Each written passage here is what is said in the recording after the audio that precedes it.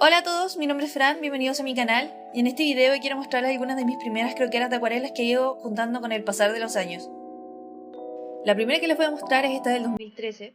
Esta me la compré en una librería que hay cerca de mi facultad. Era una croquera muy barata, de un papel muy malo en realidad. Seguramente el gramaje de este papel era de ahí por 150 gramos, una cosa así, era un papel demasiado delgado y que con un par de pinceladas o con un par de pasar de la goma se salía la fibra del papel. Pero esta croquera me sirvió mucho para practicar porque yo recién estaba empezando a conocer lo que eran las acuarelas en tubo.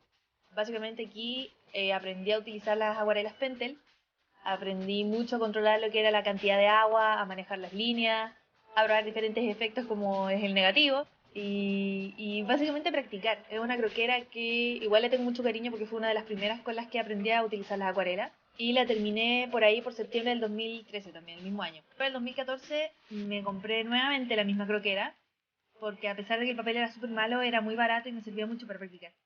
Aquí seguí utilizando las acuarelas Pentel, pero ese año invertí en mi primer pincel de agua. Me compré un Sakura Koi un Water Brush y ahí empecé también a practicar lo que era el manejo del agua con el pincel y desde entonces no he dejado de usarlo. Es un pincel que me gusta de verdad mucho.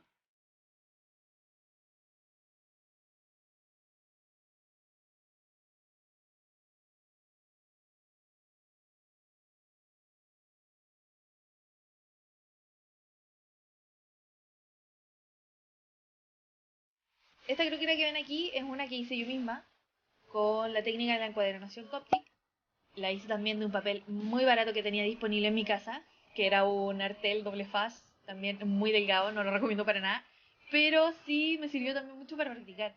Aquí también estuve experimentando mucho, probando mucho lo que fue pintar sin línea, mezclar colores, también probé las acuarelas Pentel aquí, probé también las Ecoline. Y ese año fue el primer año en que participé en el Inktober, entonces aquí hay muchos de los dibujos de mis primeros Inktober que realicé en esta croquera. Incluso hay dibujos que llevo a feria en las que lo dibujé en este tipo de papel, que en realidad es muy malo para acuarela.